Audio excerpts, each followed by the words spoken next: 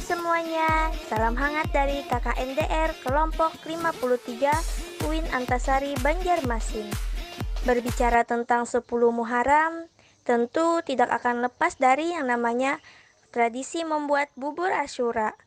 Bubur Asyura menjadi tradisi yang lumrah di Indonesia, khususnya Kalimantan Selatan.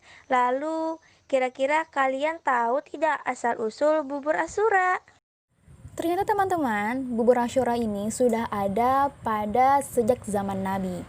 Konon ceritanya, pada hari Asyura, Nabi Nuh alaihissalam turun dari kapal setelah berlayar karena banjir bandang.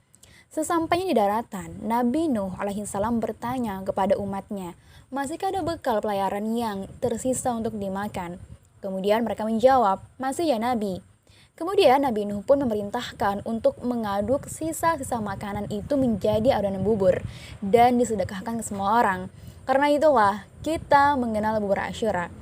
Cerita ini diambil dari tulisan milik Profesor Dr. Ahmad Khairuddin MAG yang terdapat dalam Jurnal Al-Hiwar volume 3 nomor 5 2015 dengan judul Asyura antara doktrin, historis, dan antropologis perspektif dakwah pencerahan.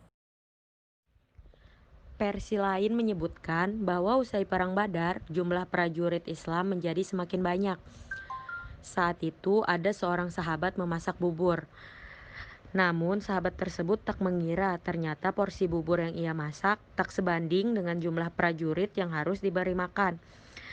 Kemudian Rasulullah SAW akhirnya memerintahkan para sahabat untuk mengumpulkan bahan makanan apa saja yang ada agar dicampurkan ke bubur yang telah dimasak, dengan tujuan supaya porsi semakin banyak dan mencukupi untuk makan para prajurit. Nah, teman-teman, akhirnya kedua peristiwa ini menjadi sebuah tradisi yang terus-menerus dilakukan oleh umat Islam dalam rangka menyemarakan keistimewaan bulan Muharram. Nah, meskipun secara normatif asal-usul tradisi bubur Asyura memang diperdebatkan validitasnya, bahkan hal tersebut sama sekali tidak populer di kalangan ahli hadis maupun para imam mazhab terdahulu. Dalam konteks kearifan lokal, tradisi ini dianggap banyak mengandung nilai-nilai moral dan budaya, seperti bersilaturahmi, bergotong royong, saling berbagi, dan memberi makan.